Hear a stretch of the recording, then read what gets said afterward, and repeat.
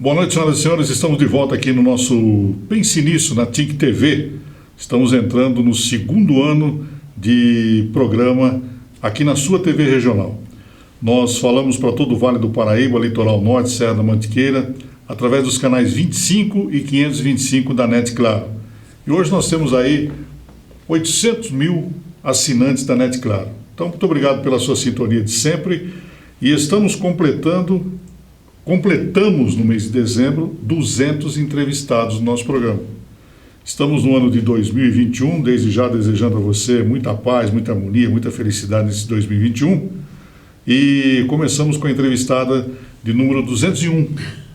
E essa entrevistada, ela foi uma das primeiras a participar do nosso programa Pense Nisso.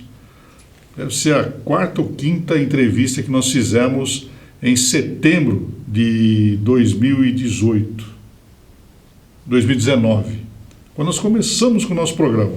E ela foi uma das primeiras. Foi uma entrevista que fez muito sucesso, muita gente comentou sobre tudo aquilo que ela falou no nosso programa, e ela está de volta para nós repercutirmos um assunto do momento, um assunto muito importante do momento. Então nós estamos muito felizes aqui em receber no programa de hoje a doutora Cristina Souto Rigotti. Ela que é sócia-diretora do Instituto Souto Rigotti e também é professora da Univap, ela é escritora, palestrante, enfim, tem um currículo aí invejável. Muito obrigado pela participação mais uma vez, Cristina. Obrigada, Dirceu, pela oportunidade e as pessoas que estão nos ouvindo também, porque a gente sempre fala assim, que não adianta ter informação e não compartilhar. Então, nesse momento em que o mundo está pegando fogo, né, que a gente está assim, num grande mistério, que somos suspeitos uns dos outros, isso é muito louco. Então, é muito bacana a gente poder dar algumas dicas bacanas, entender todo esse processo a nível emocional, a nível psicológico, como que toda essa pandemia, esse momento, está afetando realmente as pessoas.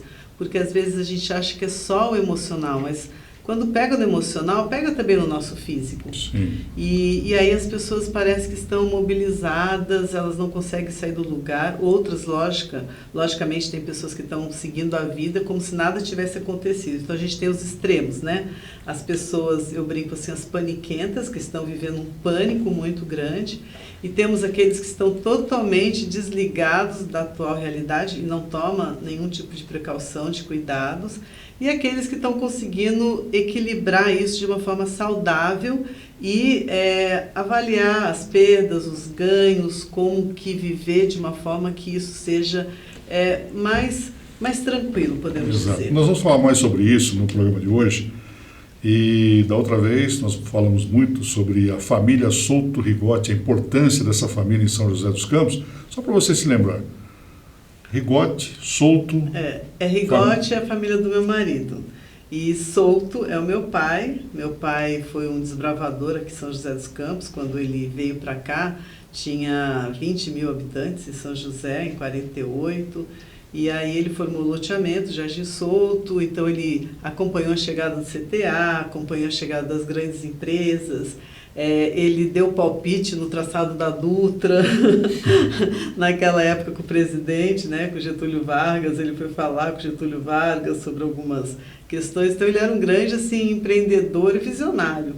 E acabou que ele partiu do plano espiritual com 101 anos, então deixou aí uma história bem bacana de vida, porque você partiu com 101 anos, mas não ter pressão alta, não ter diabetes, não ter essas doenças modernas, né, que a gente fala, depressão, estresse, essas coisas todas, é uma bênção muito grande. E é sempre bom lembrar dessas pessoas que ajudaram ao desenvolvimento de nossa São José dos Campos, né, que é uma das cidades mais importantes do país, e ela começou ali também através do trabalho do teu pai, o seu Souto, né, que hoje é o nome de um dos bairros importantes aqui da cidade, que é o Jardim Souto, que fica na região leste ali da cidade, né? Tanto é que ele quis fazer uma honra por ser, naquela época, já tinha toda a idealização, quando o Embraer estava se instalando, de ser a cidade do avião, já tinha todo esse lado visionários do Coronel Osíris, brigadeiro, né? Ele já tem tantos nomes bacanas aí,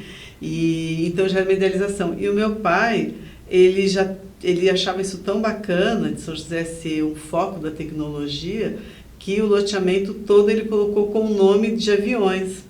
Então, Rua Avião Bandeirantes, Rua Avião Paulistinha, Verdade. Rua Avião Tangará, em honra ao Paulo, que era, na época, ele tinha a empresa, uma empresa também, que o filho dele é o Pacote, que é meu amigo. Então, assim, foi toda uma honra mesmo aos empreendedores e aos aviões da Embraer da época. Então aquela região era uma fazenda. Na verdade, eram 14 alqueires da parte de cima e mais a parte de cima que foi desapropriada e ficou para o CTA, quando chegou o Montenegro. E depois a parte de baixo, meu pai ficou com o que foi possível ficar, né? Naquela época, a ditadura é o que é possível. Para você que não está entendendo bem, indo pela Dutra em destino ao Rio de Janeiro, ali no viaduto da Granja, ao seu lado direito, todo aquele bairro ali é o Jardim Souto, que a Cristina está falando. Então você viveu ali, naquela região? Eu vivi ali. É que na parte de cima é o CTA, aí meu pai fez todo o acordo de doar a avenida, uma parte foi CTA, outra parte foi ele, a Avenida dos Astronautas, que na época era a Avenida Brejalveira. Então ele cedeu uma parte para poder fazer uma avenida larga e tal, e nós ficamos com a parte de baixo, que aí meu pai fez o loteamento, na verdade ele era de 58, mas devido a uma crise mundial que teve, então ele resolveu não manter o loteamento de 58 e entrou de novo com o processo de 78. E aí o loteamento foi aprovado em 82. Você e quantos irmãos? Eu mais 5 irmãs. Viveram 6 ali? mulheres. Fomos criadas lá naquela fazenda. Com espingarda, com 38, as filhas do Souto, não pense em chegar perto, porque a gente atirava para cima pelo menos. Assim, meu pai falou assim, atira, porque era um bairro muito violento, Jardim da Granja. Naquela época já? Naquela época era muito mais violento. E nós éramos só nós ali em 14 alqueires, então só mulheres. E só meu pai de homem, mais a minha mãe. E aí a gente tinha que aprender a se virar. E aí a gente fazia tiro ao alvo, né? No fim de semana ele ensinava a gente a brincadeirinha legal, arma. né? Tiro ao alvo.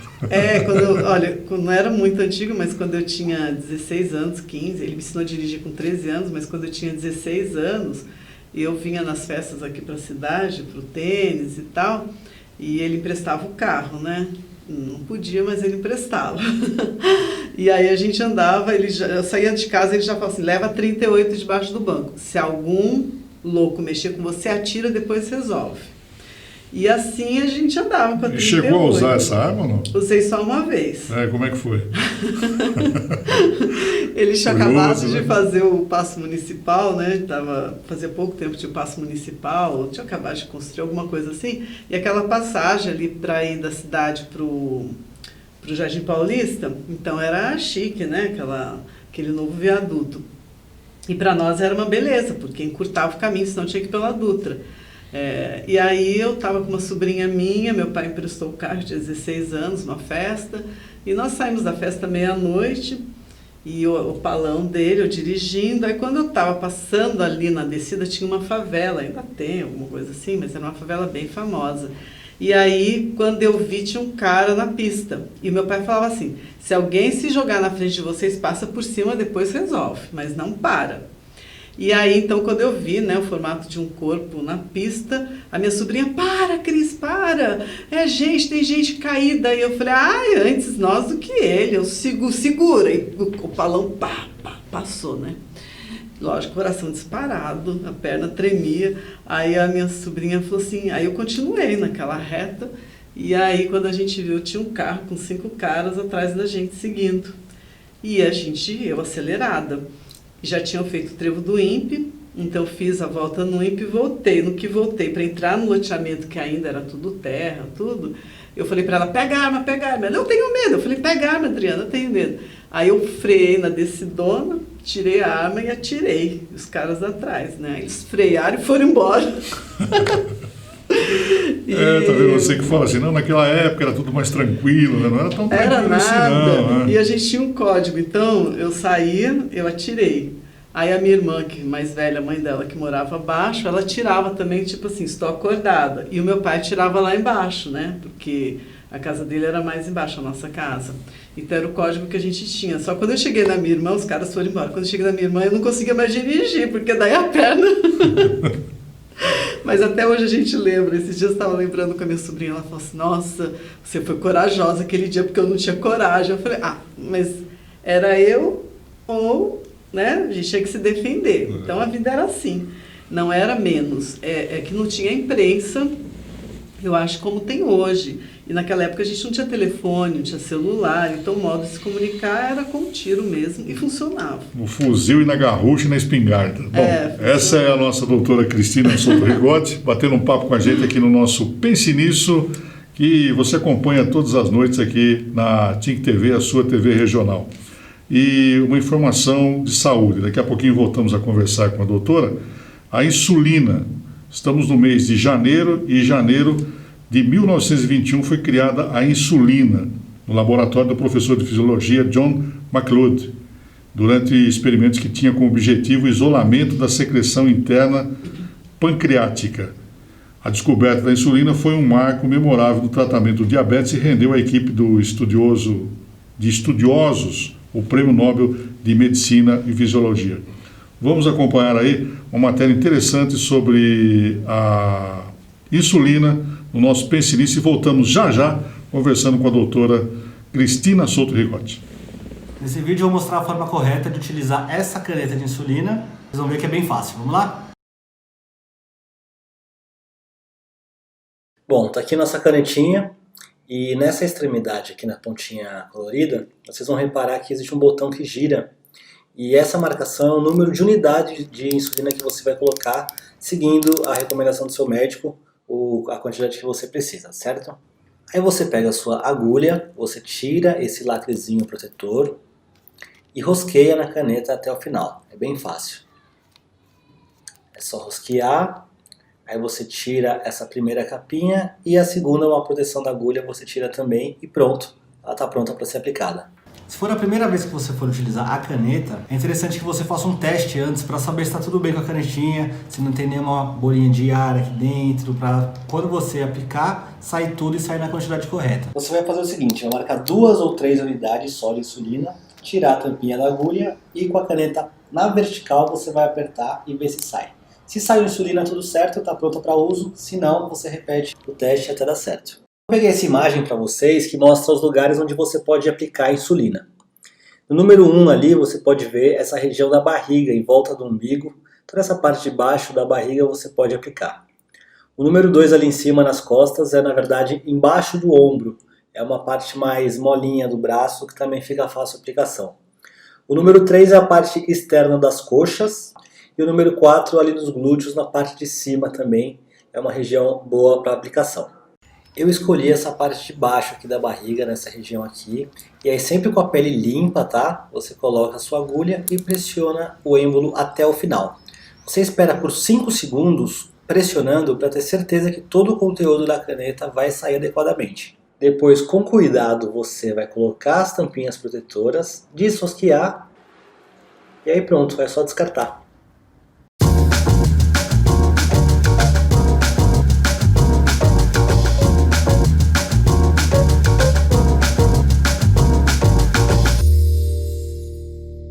Muito bem, voltamos aqui ao nosso Pense Nisso na TIC TV, hoje conversando com a doutora Cristina Souto Rigotti. Ela que foi criada ali no Jardim Souto, na região do Jardim Souto. E eu pergunto, aquela menina que foi criada ali naquela região, leste da cidade, qual era o sonho de infância da doutora Cristina? Olha, o meu sonho era ter uma profissão independente, casar com um rapaz moreno, de 1,80 m, que é do jeito que meu marido é, e ter 2 filhos. Tem os 2 filhos. Então, eu sempre falava que eu queria ser independente, ter 2 filhos e casar com um rapaz moreno. Por quê? Porque eu, nessa cor, né, transparente, eu falo assim, quem sabe eu tenho filhos morenos que não vão sofrer tanto com o sol. E, logicamente, essa questão da independência e de ter uma pessoa para estar comigo, que eu acho que é bastante importante, formar uma família, eu sempre falo assim, eu quero uma família. Porque quando eu nasci, o meu pai tinha 53 anos, que foi o dia do casamento da minha irmã Mirna e o Toninho. E então ela fez uma homenagem ao meu pai, eu acabei nascendo nesse dia, ela não assistiu o casamento. E aí quando eu me dei por criança, meu pai já tinha o cabelo branquinho, barrigudinho, os meus cunhados todos elegantes, bonitos, magrinhos. Então eu tinha muito medo de ficar sozinha, sabe? Eu tinha muito medo do meu pai morrer e eu ficar, meu pai, minha mãe, eu ficar sozinha na vida. Então eu tinha pesadelos horríveis. Eu lembro assim até hoje dos meus pesadelos, eu saía correndo da minha cama de madrugada, ia para o meio dos dois e eu agarrava os dois com medo que eles morressem, tinha sonhos horríveis assim. Então eu tinha muito medo de ficar sozinha e esse medo fez com que eu sonhasse em ter uma família, porque isso para mim era importante e eu tinha que ser independente profissionalmente, porque eu poderia não ter quem me ajudasse, né, para a vida material. Então isso era muito forte para mim. E aí o destino é tão engraçado, porque hoje uma das coisas que eu trabalho muito é com luto, então principalmente agora na pandemia. Então isso que eu ia perguntar, isso influenciou muito na psicologia? Não na psicologia, porque eu não escolhi a psicologia em cima disso. Na verdade, a psicologia foi um anjo da guarda que me direcionou para a psicologia. Mas, assim, eu fui para a área executiva quando eu me formei. Então, fui diretora de recursos humanos da Ericsson, de outras empresas, e não pensava em atuar muito na clínica. Só que quando você é diretora de uma empresa na área de RH e psicólogo, e não adianta, né? As reuniões viram sempre papo de psicologia, os almoços, porque todo mundo acha que psicólogo entende tudo, que sabe de tudo da questão humana. Então a gente nunca deixa isso. E aí quando eu saí, antes de eu sair, eu já fui fazendo algumas formações e cada vez mais especializando mais na área clínica, na área de coaching. E quais foram essas formações que a senhora teve? Então, eu fiz a primeira, quando eu estava na Ericsson, eu fiz muita formação em hipnose, porque eu precisava me convencer de quanto que a hipnose era uma técnica extremamente importante, então eu fiz umas 3, 4 formações enquanto eu estava na Ericsson. E aí não caía a ficha, sabe, do quanto que era importante. Então, quando eu saí de lá, eu fiz mais formação em hipnose, fiz a formação em medicina comportamental pela Unifesp, que foi um diferencial muito bacana. Fiz a formação em coaching internacional. Eu fui praticamente a segunda turma de coaching e praticamente trouxe esse conceito para o Vale do Paraíba, que não tinha. E aí eu uni coaching com a hipnose e a terapia regressiva. Então, fui fazendo essas formações, a constelação familiar, porque eu já trabalhava com psicodrama. Quando eu me formei na faculdade, a minha opção era psicodrama. Então, para mim, o psicodrama fazia muito parte assim, já do meu dia a dia. E aí, acabei fazendo especialização em traumas. E em cima disso comecei a trabalhar muito com luto, porque as pessoas têm uma dificuldade muito grande de lidar com morte. Porque a única coisa, verdade, que a gente tem é o nascer e o morrer, mais nada. A gente tem certeza que vai, né, depois que a gente nasce, a gente tem certeza da morte, mas o medo da morte é muito grande pelo apego que a gente tem às pessoas que a gente ama. Então, eu tive que aprender a lidar com isso pelas questões do meu pai, mas isso ficou esquecido, ele foi vivendo. Depois, quando a minha mãe faleceu há 25 anos, isso foi muito forte, voltou muito forte a questão da morte. E hoje essa morte que nós estamos vivenciando a cada dia aí, vendo, né, com essa pandemia toda, ela se tornou muito comum, não se tornou? Mais ou menos, né? Mais ou menos, porque é comum para quem escuta do outro. Fulano morreu. Mas quando é uma pessoa que você ama próximo, isso é muito forte, né? Por mais que a gente fale que não, e que a gente tenha todo o entendimento espiritual, cada um com a sua crença, com a sua religião, mas querendo ou não, meu pai tinha uma frase muito forte que me segue muito. Ele falava assim: o que é morrer? Eu perguntei para ele quando eu estava escrevendo o livro dele. Ele falou assim: morrer é desaparecer da Terra. Efetivamente, a nível material, você desaparece da Terra. Mas aí, de acordo com a crença de cada um, aí tem o seu espírito. Para onde que vai essa alma, esse espírito? Que abrangência que tem? Será que existe o inferno, como as pessoas falam, ou não? Ou é um processo de desenvolvimento? Então, tudo isso é muito importante a gente ter um entendimento, porque é aquilo que a gente fala: morreu mais uma pessoa, meus sentimentos. Mas aí é lidar o luto que cada pessoa tem. E esse luto também, muitas vezes, Dirceu, a gente fica muito preso no luto da morte em si da pessoa, mas os outros lutos, da perda do emprego, de uma separação, quantas pessoas que separam, e vou trabalhar o luto dela da separação, que ela fala assim, eu preferia que meu marido tivesse morrido do que separado de mim. Então esses lutos, às vezes, de uma separação, é tão pior quanto o luto de morrer uma pessoa que você ama. O luto de um filho, não tem dor maior do que o luto do filho, né? Até porque a regra da vida é que nós que somos mais velhos possamos ir primeiro, abrindo o caminho, e os mais novos, que são os nossos descendentes, que eles sigam o caminho deles em cima de todo o cenário, de todas as crenças que a gente foi orientando, ensinando. E quando há essa inversão, os mais jovens partem primeiro para o plano espiritual, e isso causa uma dor muito grande. E, logicamente, o que a gente entende é que tem pessoas que ficam presas nesse luto e acham que tem que viver o luto, que sofrer é demonstrar amor para aquele que partiu. Só que nós entendemos, em toda essa teoria, que o sofrimento, a dor é sua. A dor do luto, a dor da perda, seja qual luto que for, é sua. Agora, você escolhe sofrer. Ah, mas eu escolho sofrer? Não, eu estou em depressão, eu estou em angústia. Tá, você escolhe sofrer, porque se você está numa depressão, se você está numa angústia, se você não aceita a partida daquela pessoa, ou o rompimento daquele emprego, ou daquela relação, você tem que buscar ajuda, porque a vida segue. Eu sempre falo, quando a gente vai num enterro, a vida para aquelas pessoas que estão se despedindo daquela pessoa querida. Mas o mundo continua, o ônibus continua, as coisas todas seguem o seu curso. E nessa pandemia, doutora, como é que está a cabeça dessas pessoas que não podem fazer essa despedida, esse enterro como era no passado? Pois é, né? É bem difícil, eu vivenciei isso agora.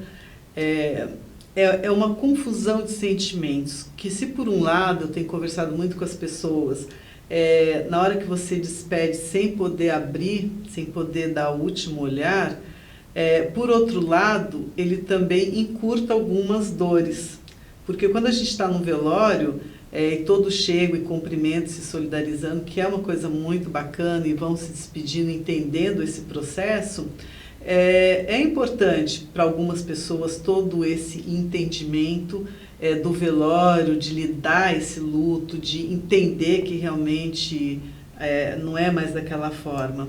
Mas, por outro lado, também, essa não despedida, para muitos falam para mim que também é um alívio não ter o velório, no sentido de ficar remoendo, recebendo as pessoas. Você vê, antigamente, a gente muitas vezes não conseguia chegar para o enterro de uma pessoa querida, para o velório. Então a gente fala assim, não, tudo bem, eu vou viajar, eu chego lá para a missa de sétimo dia e vou cumprimentar os familiares. Hoje também não tem a missa de sétimo dia. Hoje também, quer dizer, tem, mas a maioria delas estão sendo virtuais. Então não tem aquela questão também de abraçar, de despedir, assiste no virtual, se você assistiu. E então esse distanciamento, nesse ponto, tem o seu lado bom, mas também tem esse outro lado que não é tão bom, de acordo com a crença de cada um, logicamente. Se a pessoa tem uma crença de que o velório é extremamente importante, então isso está causando uma dor maior. Agora, se a pessoa tem uma crença que consegue entender de uma outra forma que aquele corpo é só o corpo e que o espírito está livre, que o espírito agora se libertou das dores, de tudo que ele carregava, então isso fica mais leve. Então, de novo, a gente fala assim, o quanto as crenças com relação a todo esse tema do luto, da morte, das despedidas, eles são importantes. Porque aí sim, você fala assim, como que eu posso então viver essa dor sem sofrimento? Porque a dor, não dá para dizer que a minha dor é maior do que a sua, ou a sua é maior que a minha, ou dos ouvintes que estão aí nos escutando. Qual a dor que é maior? De perder um filho, de perder uma mãe, um pai, um irmão, um cunhado, um sobrinho? Qual a dor que é maior? Não existe o que é maior. Existe, sim, aquela relação que você tem com aquela pessoa, que às vezes pode até não ser uma pessoa tão próxima, mas que te traz tantas memórias, tantas boas lembranças. E eu sempre falo para os meus pacientes que estão vivendo esse processo de luto, Quando pensar naquela pessoa que partiu, que você não pôde ir lá se despedir, dar o último olhar, pensa com gratidão nessa pessoa.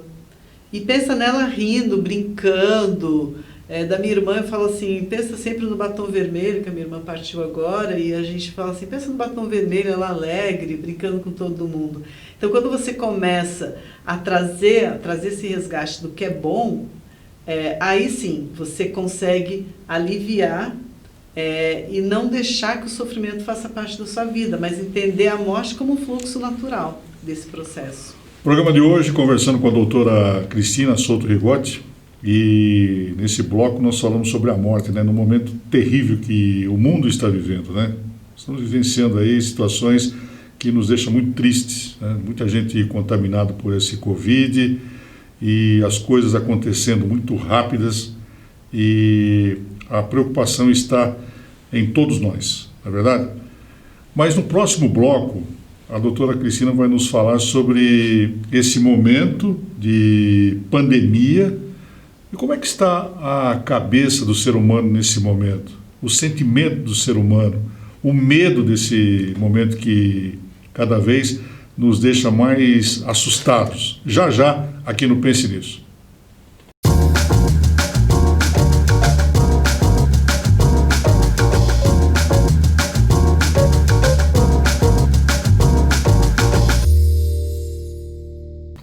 Muito bem, voltamos aqui ao nosso Pense Nisso, nesse nosso terceiro bloco, conversando com a doutora Cristina Souto Rigotti. Ela que é psicóloga, professora universitária, ela é escritora, palestrante, hipnoterapia. Hipnose. Hipnose, né? Hipnose. Bom, é uma profunda conhecedora desse assunto onde envolve a mente, a cabeça, o espírito também, não é? Como explicou no bloco anterior. Doutora Cristina, ele, aquela senhora, aquele senhor que está nos assistindo, todos nós estamos em pânico com esse momento que começou em março do ano passado e fala-se muito em vacina, essa vacina não vem. E nesse mês de janeiro nós estamos ouvindo aí que essa pandemia ela pode explodir a qualquer momento aí, né? Então é pânico geral. Como é que nós podemos lidar com essa situação no momento? Eu acho que o mais importante é a pessoa conseguir ter equilíbrio. Mas ter equilíbrio não é fácil. Não é verdade, com tantas notícias. E assim, a gente vê que são notícias polêmicas, porque um fala assim, use ivermectina, outro médico fala, não usa. Usa azitromicina, outro médico fala, não usa. Quer dizer, são profissionais. São pessoas que estudaram para isso e eles mesmos estão se contradizendo. Então, imagina a insegurança que gera para a população. Eu entendo, assim, que o que cada um tiver que passar, ele vai passar, de acordo com as minhas crenças. Então, o que a gente pode fazer é aliviar. Mas e como que fica essa situação toda do pânico? Sim, a gente está vendo uma situação bem forte, porque, assim, maridos que trabalhavam em São Paulo agora estão trabalhando home office em casa o dia inteiro. Então, café da manhã, cafezinho das 10, almoço, janta. Então, isso está gerando muitos desgastes. A gente sabe que aumentou muito o índice de separação, aumentou muito o índice de violência doméstica, mais dificuldade de relacionamento com filhos, muito mais do que as coisas boas, de ter resgatado relacionamentos, de resgate de filhos. Então, essas coisas infelizmente, elas estão aparecendo mais, índice de suicídio, pânico. Eu nunca tive tanta gente com pânico, com depressão, mas porque é um novo momento que as pessoas não estavam acostumadas a ter que viver sob o controle. E hoje a gente está vivendo sob o controle. É o que a gente fala, somos todos suspeitos de nós mesmos, porque ninguém sabe, o tempo todo. Eu posso fazer um teste agora, acabou de dar negativo, que eu não tenho Covid. Eu saio daqui e daqui a 2 dias eu me sinto mal e aqui não tinha nada, daqui a pouco eu estou com Covid. Da onde? Foi do elevador? Realmente, como que essa doença, como que a gente consegue esse vírus chegar perto da gente? Por que tem pessoas que não acessam isso e outras pegam tão facilmente? Por que marido e mulher dormem junto, respira junto, um pega, o outro não pega? Então, assim, eu acho que tem muito mistério nisso tudo E aí eu entendo que o mais importante é as pessoas buscarem se cuidar, buscar se cuidar. O que é isso? Quais as vitaminas que você está tomando? Por mais que as pessoas falem, a vitamina é besteira, eu sempre tomei minhas vitaminas. Então, lógico que isso fortalece. A vitamina D, a gente sabe que a maioria das pessoas aqui no Brasil, mesmo sendo no Brasil, a gente não tem o nível suficiente, a maioria das pessoas. E nesse caso, a imunidade, como é que fica então, na psicologia? Na psicologia, a gente entende assim, que quanto mais pensamentos positivos você tem, mais você aumenta a sua imunidade. Então, um exercício muito bacana que eu falo para as pessoas é, quando você pensa no vírus, pensa nessa doença e vem aquela coisa tomando conta do peito da gente, né, que toma essa sensação, pensa assim, pequeno, pequeno, pequeno, pequeno, pequeno. Porque quando você chega e dá um nome para o vírus, esse maldito, esse ruim, o que você está fazendo? Você está fortalecendo. Então, no momento que você fala assim, você já cumpriu sua missão, agora você pode ir embora, pequeno, pequeno, pequeno. Essa é uma técnica que a gente usa da hipnose. Então, você não colocar uma lupa naquilo que é ruim. Então, você vai diminuindo essa força. A outra coisa que é muito importante é as pessoas fazerem exercício de respiração, porque as pessoas não fazem. Então, a maioria das pessoas que tem pânico, que tem crise de ansiedade, quando ligam para mim, aí é qualquer hora, né? Era dia 31 eu estava atendendo, dia 1º, 10h30 da noite eu estava atendendo, porque é duro quando tem crise de ansiedade. E aí quando eu pego um telefone e falo assim, respira comigo, inspira paz, inspira tranquilidade, deixa esse ar chegar até a sua barriga, como se estivesse enchendo uma bexiga. E aí, leva essa paz para dentro de você. E aí você solta esse ar, soltando medo, soltando angústia, soltando essas preocupações. E aí, conforme a pessoa vai soltando, ela vai se conectando com ela, com a essência dela. E aí, ela consegue pensar, racionalizar. Porque no momento do medo, no momento em que você fica catastrofizando as situações, logicamente que é o seu emocional que está falando mais alto, não é o seu racional. Está buscando mais o negativo, né? Sim, buscando mais negativo. Outra coisa, as orações. Se apega de acordo com a sua religião, com a sua crença, nas suas orações. Isso está mais do que provado que as orações, o Pai Nosso, a Ave Maria, seja a oração que for, ela cria uma proteção em volta de você, porque você afasta aqueles pensamentos negativos no momento que você está se fixando numa coisa boa. A outra questão que é muito forte, que as pessoas não ficam atentas, é o exercício físico. Nós sabemos que a maioria, a gente vê pela mídia, a maioria dos grandes atletas pegaram o Covid, o time de futebol, e não tiveram nada. Por que eles não tiveram nada, mesmo estando com Covid? Porque eles praticam muito exercício. Então, a gente sabe que o exercício físico é extremamente importante. As pessoas falam, não, mas eu não vou na academia, está tudo restrito. Gente, hoje no YouTube tem cada coisa bacana, a gente tem que aproveitar a tecnologia e trazer para nós. Então, coloca lá, minha filha montou uma academia na minha sala, ela treina 2, 3 horas por dia. E hoje ela nem está mais na academia que ela estava, ela paga lá uns R$60. Tudo vendo pelo YouTube. Tudo pelo YouTube, segue, faz e malha e está tendo um resultado muito bacana. A questão da alimentação. Então, vamos parar de comer porcaria, de comer hambúrguer, de comer fast food. Agora é o momento que a gente tem que procurar alimentos saudáveis e procurar alimentos que não têm agrotóxicos. É difícil? É um pouco mais caro? Mas e a tua saúde? Então, é uma somatória de muitas coisas. E eu sempre falo assim que uma coisa que também faz com que a nossa imunidade aumente é a compaixão. Que infelizmente, Dirceu, a gente não tem visto muito isso. As pessoas gostam de colocar na mídia isso, que está fazendo aquilo, mas na prática, no dia a dia, a gente percebe as pessoas cada vez mais fechadas, um egoísmo, não quer compartilhar, não quer dividir. Gente, o vírus, o amor, ele não resiste ao amor, sabe? A compaixão, a você poder sair um pouco da sua zona de conforto. Eu não posso visitar um amigo, mas eu posso telefonar para um amigo. Eu mando WhatsApp. É muito diferente o WhatsApp de você escutar a voz do outro. É muito diferente.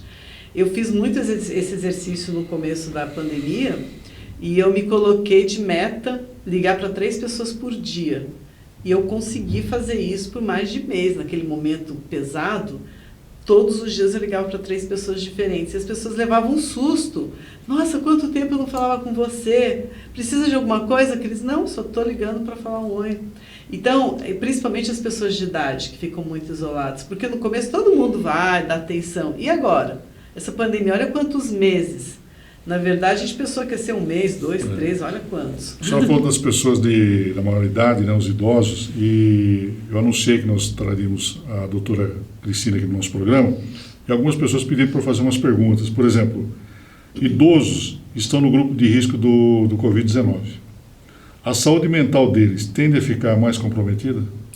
Olha, tem sim, porque a depressão é uma coisa que acaba acontecendo muito pelo isolamento, de você não ver perspectiva no futuro.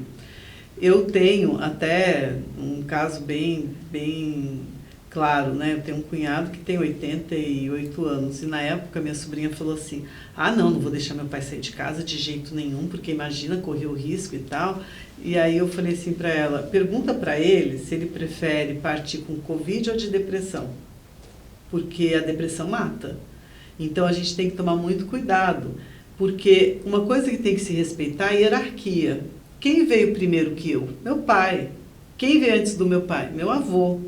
Então, a mesma coisa, os filhos têm que tomar muito cuidado, e eu estou vendo isso assim, fugindo essa regra que a gente fala de quem é maior na nossa história de vida, porque os filhos começam a mandar nos pais, até eu entendo, por amor, mas é um amor egoísta, porque quem tem a sabedoria, quem tem muito mais sabedoria a princípio, a priori, são os pais, porque viveram muito. Então, quando foi dessa minha sobrinha, eu falei assim para ela, se o seu pai quer descer, dar uma volta na rua com a máscara, com gel, sem estar no tumulto, sem estar com um monte de gente, você não tem que entrar na história de permitir, deixa a vontade dele. E aí ela começou, depois de 1 mês, que ele já estava no sofrimento, ele começou a descer, a andar, a caminhar, e está bem. Então, assim, a gente tem que tomar esse cuidado, porque está tendo um medo exacerbado. Lógico. No caso de filhos que não veem os pais fisicamente bem próximo durante meses e meses com medo dessa pandemia, como é que você avalia isso? Olha, eu tenho o meu olhar, logicamente. Eu tenho um olhar que eu entendo assim, a gente tem que curtir as pessoas quando estão próximas da gente. Eu acompanhei muitos casos no consultório que os filhos não foram ver os pais, e aí o filho morreu de acidente e não viu o pai. Eu tive um caso assim. Tive casos de que os filhos não iam ver os pais de jeito nenhum, com esse medo, e depois o pai teve um ataque cardíaco dentro do apartamento, morreu sozinho. Então, assim, no meu olhar, a gente tem que deixar as coisas seguirem no natural. Se você quer ver o seu pai, vá, faça proteção, tenha seus cuidados, não precisa abraçar, chegar lá. O pessoal até fez aquela brincadeira de colocar um plástico e abraçar pelo plástico. Gente, crie formas de você estar com as pessoas que você ama, porque a vida é muito rápida. E sempre a gente fala assim, quando parte uma pessoa que você ama, o primeiro pensamento que vem para a gente é assim, quanta coisa mais eu poderia ter feito se eu estivesse com ele, quantas coisas que eu poderia ter dito, quantas coisas que eu poderia ter curtido.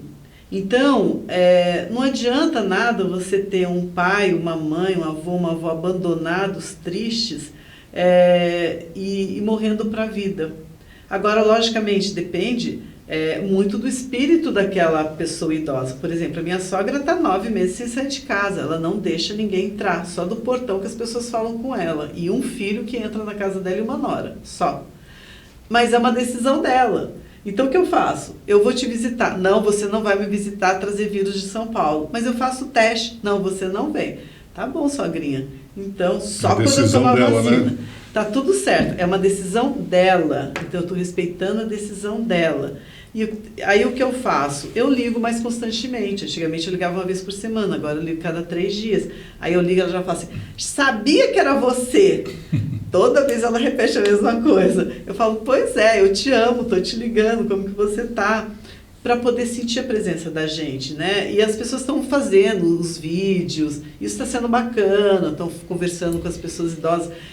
Isso fez com que os idosos usassem a tecnologia. Todo idoso está usando WhatsApp vídeo, tem muitos que estão usando o Zoom. Então, isso foi bacana. Estão se conectando, né? O importante é se conectar, mas não deixar de escutar o idoso.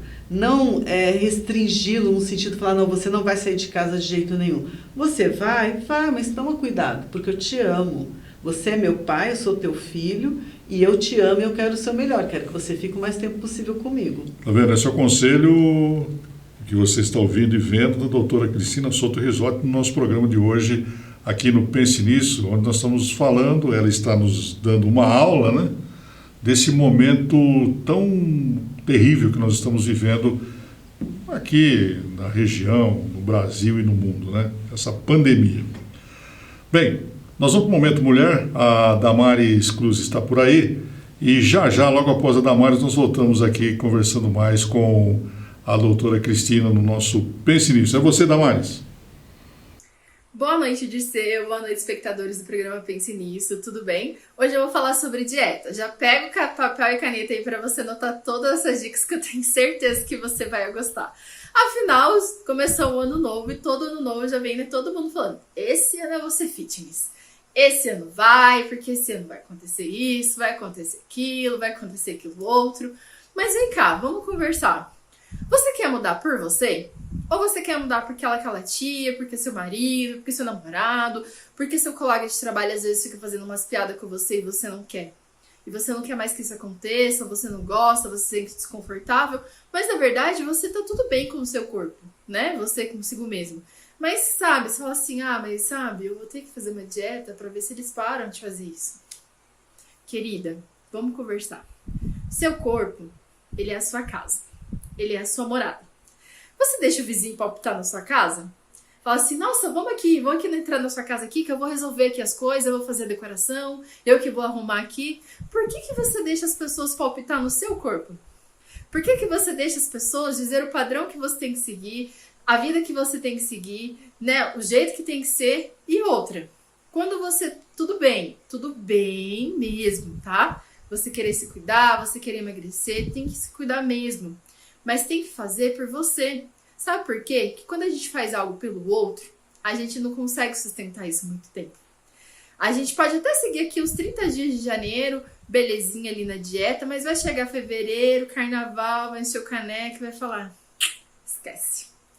Né? Depois ou então você vai ficar aquele loop infinito de faz dieta, sai da dieta, volta pra dieta e enfim, nada funciona. Porque você não tá fazendo isso por você. Se você realmente se ama, sabe, você quer realmente cuidar de você, tenha responsabilidades, né? Você não sai pesquisando as coisas na internet para reformar o seu banheiro e você mesmo vai lá e reforma. Você procura um especialista, faz um orçamento e a pessoa vem, né, passa ali tudo certinho que você tem que fazer, né? Você tem que comprar para ele estar executando. Então, o seu corpo, que é o que te leva para os seus sonhos, que é o que te leva para encontrar as pessoas que você ama, que é o que te leva atrás de tudo aquilo que você acredita e tudo aquilo que você gosta, que é a sua casa, bem assim no seu íntimo, ele é mais importante do que a sua casa física. Então por que você sai pesquisando as coisas na internet e fazendo as coisas doideira aí? A dieta da lua, a dieta do ovo, a dieta do papagaio, do periquito. Entenda, o que funciona para o corpo do outro não funciona para o seu corpo. Você precisa buscar um especialista. Mudar é preciso, né? Mas com responsabilidade. Então, ou seja, você quer fazer uma dieta? Ótimo! Vamos manter forma, a gente precisa mesmo sair do sedentarismo, né? Fazer uma caminhadinha de vez em quando é muito bem. Eu sou a louca dos exames. Eu adoro fazer exame pra jogar na cara da sociedade que eu posso ser uma gorda saudável. Que tá tudo bem com meus exames. Então você vai, passa no nutricionista, passa no endocrinologista, faça os seus exames, o que o seu corpo precisa, qual que é as vitaminas, qual que é o processo. E aí esses especialistas vão montar algo específico para você. E aí sim, você vai estar fazendo por você, para a sua saúde, para o seu bem-estar, para a sua autoestima e para a sua realização pessoal. Você não vai estar fazendo para o outro. E aí a chave muda. Porque quando a gente faz pra gente, tem outro valor, né? Quando você tá atrás dos seus sonhos, da sua promoção, você não vende mais, você não se esforça mais, né? Você faz tudo, porque é aquilo que você almeja, que você deseja, você tá fazendo por você.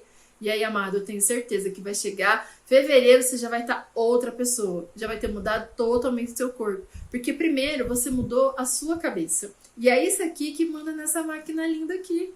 Você consegue entender isso?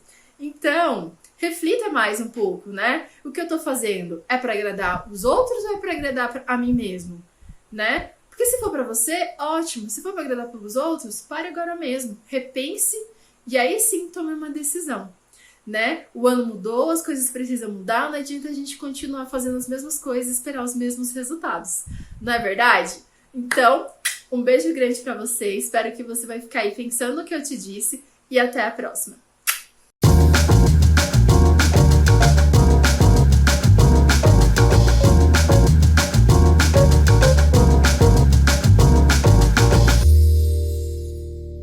Muito bem, estamos de volta aqui no nosso Pense Nisso, nesse quarto bloco, conversando com a doutora Cristina Souto Rigotti, falando sobre esse momento em que nós estamos passando, essa pandemia que nós estamos vivendo no mundo, esse coronavírus que tem assustado e tem ceifado a vida de tantas e tantas pessoas.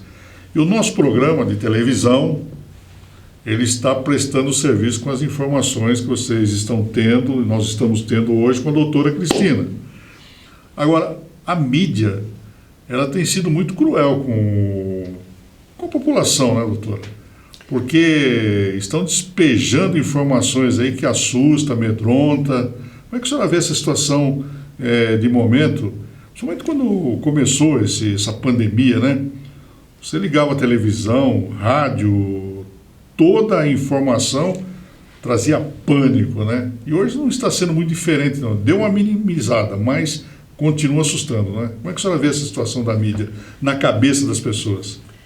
Pois é, né? A gente entende que quanto mais polêmica, mais a mídia gosta. E a polêmica é de coisas ruins, não polêmica de coisas boas. Poucos programas trabalham isso, tanto é que hoje na Europa tem determinadas TVs, determinados programas que quando eles trazem coisas dentro da psicologia positiva, eles estão até recebendo incentivos do governo, diminuição dos impostos, exatamente para trazer o positivismo, trazer alegria, trazer esperança, trazer a fé. E o que a gente acaba vendo, infelizmente, trazendo a desesperança, o medo, o pânico, porque assim alguém tem controle. Então, a gente sabe que os grandes acabam tendo controle sobre os menores. E o que dói mais nisso tudo aí, para as pessoas que estão escutando e para você que está aí compartilhando esse momento com a gente, é a questão das falsas memórias. E nós lidamos, na minha área, eu trabalho muito com os traumas, principalmente agora nesse momento, os traumas das perdas, os traumas infantis, e aí vão infinitos. Mas as falsas memórias é tudo aquilo que não é seu. Quer dizer, você não viveu, você não teve ninguém com Covid na sua casa, você não teve nenhuma perda, mas você assiste tanto que aquilo passa a ser a sua verdade. E você começa a criar todo um programa mental de extermínio. Eu tenho medo de ser exterminado. E esse medo de ser exterminado faz com que gere esse pânico tão grande nas pessoas. Então, a dica principal, e a gente tem falado muito isso, é evitar assistir tanta polêmica, tanta discussão, tem muita coisa política, muitos jogos, que não vale a pena a gente entrar. Quem tem que cuidar da nossa saúde somos nós, então a gente tem que ter a mentalidade boa, fazer os nossos exercícios, alimentar adequadamente, escolher o que quer assistir, tem tanta coisa boa que hoje a gente pode escolher com os programas, com as TVs pagas, com tanta coisa, então por que eu vou assistir aquilo que vai me deixar com mais medo? E desesperança, né? E desesperança. Eu sempre falo, eu posso, eu quero, eu consigo. Eu consigo mudar o rumo da minha vida com esperança. Parece uma palavra antiga que a gente falava, esperança, mas gente, esperança e fé é tudo. Eu entendo que quando a gente consegue trazer essas duas palavras fortes para a vida da gente, o nosso sistema imunológico fica muito mais fortalecido. E uma dica que eu esqueci de falar, além da alimentação e dos exercícios físicos, o sono, como dormir é importante. Porque um dos problemas que a gente está tendo agora, Dirceu, é que principalmente a moçada jovem, e com a história do pessoal trabalhar no home office, eles ficam trabalhando até 1, 2 horas da manhã. E aí vai dormir de madrugada, 2 da manhã, daí acorda às 6, quando tem que acordar, ou acorda às 10, porque dependendo dos horários de trabalho eles são flexíveis, e ele não tem o sono restaurador. Então, a falta do sono restaurador no horário que deveria ser tipo 10 da noite até as 6 da manhã, ele não consegue produzir a melatonina que combate os radicais livres, que te dá uma imunidade maior. E, consequentemente, essa pessoa começa a ter situações de pânico, de ansiedade, de depressão, porque está afetando o sistema imunológico dela. Isso é muito importante, até porque tem todo um estudo que fala o quanto que o sono interfere na questão do câncer de seio. Tem um estudo americano que eles fizeram com veteranos de guerra traumatizados. E aí o quanto que aumentou o índice de câncer em homens e mulheres, que a mídia não fala dos homens. Então, dificilmente os homens vão ser avaliados nessa questão do câncer. Então, é o sistema imunológico. Como que nós podemos cuidar do nosso sistema imunológico em todas as áreas, para que a gente consiga passar esse momento como mais uma situação que os nossos ancestrais também passaram. Quantas situações teve lá no passado? E que com força, com perseverança, com fé e com esperança, a gente consegue chegar lá da melhor forma que foi permitida por Deus. Eu até trouxe aqui a matéria de um jornal importante aqui do país, dizendo que o medo gerado pelo aumento da pandemia pode agravar doenças como o câncer, como a senhora está falando. Sim, né? Exatamente. Então, é uma informação muito importante, hein? Extremamente importante. É por isso que as pessoas não estão se atentando ainda. A gente vai ter depois que acalmar, que tomar vacina, que tiver tudo sob controle, vai explodir muitas doenças que até então não estavam previstas, principalmente as doenças emocionais, mentais e todas ligadas ao sistema imunológico, porque não vai ter jeito. As pessoas estão segurando. Sabe que nem quando você está trabalhando na ativa e tal, e aí você tem força, aí quando a pessoa aposenta, aparece um monte de doença. É mais ou menos isso. Então, o organismo da gente, quando precisa, ele está se fortalecendo. Eu preciso. Na hora que o pessoal acabar falar, agora está tudo sob controle, aí sim que vão vir, principalmente as doenças emocionais, porque as pessoas tiveram que fazer uma força tão grande para se manter, que tem uma hora que não tem jeito. Ela explode. Meu Deus, ouviu essa? Então, gente, o importante agora é fé, esperança, ore, cuide de você, respire, abraça quem você ama com toda a segurança, ou se não dá para abraçar, veja essa pessoa, fala palavras que você gostaria, aproveite o momento, fala eu te amo 1000 vezes, aproveita o momento, porque o momento assim, o tempo corre, quando a gente vê já foi, e você perde oportunidades lindas na sua vida. Bom, então aproveitar todos esses momentos em que nós estamos vivendo aqui, porque o tempo ele passa rápido, como diz aí um grande amigo nosso, o tempo urge. Então vamos viver o melhor momento possível, mesmo dentro dessa pandemia, e acima de tudo, ter essa imunidade bem alta, né? Ter esperança e saber que nós vamos sair dessa situação tão terrível que nós estamos passando. E para isso nós precisamos ter o quê? Cabeça, né? Uma mente sã, né? Uma mente sã e ter certeza que tudo passa. As coisas ruins passam, as coisas boas, mas ter essa fé, essa esperança que isso também vai passar. E que a gente tem que sair disso tudo com muito mais amadurecimento e alegria de viver, porque nós temos aí que nos reverenciar o nosso destino e agradecer tudo que os nossos ancestrais passaram e dar força para a galera que está vindo aí na frente. É isso. Legal. Sempre é bom um papo com a doutora Cristina Souto Rigotti aqui no nosso Pense Nisso, muitas informações, muito conhecimento, muita sabedoria. Então, só tenho a agradecer a participação dela e convidá-la para voltar mais vezes aqui, porque são assuntos que nos interessam muito. Interessa a mim, a você que está assistindo aí, e com certeza ela vai ser uma grande parceira nesse 2021 do nosso programa. Muito obrigado, doutora. Obrigada. E espero voltar aqui no nosso programa. Gratidão. Muito obrigado. Essa foi a doutora Cristina Souto Rigotti, que participou conosco hoje desse Pense Nisso aqui na Think TV, a sua TV regional. E hoje falamos sobre a pandemia, começamos a falar sobre o luto, depois o momento em que nós estamos vivendo, e ela finalizou dizendo que nós temos que ter muita força nesse momento, muita garra e viver todos os momentos, viver com alegria, para que nós possamos ter uma imunidade melhor, para não sermos uma vítima dessa pandemia que nós estamos vivendo.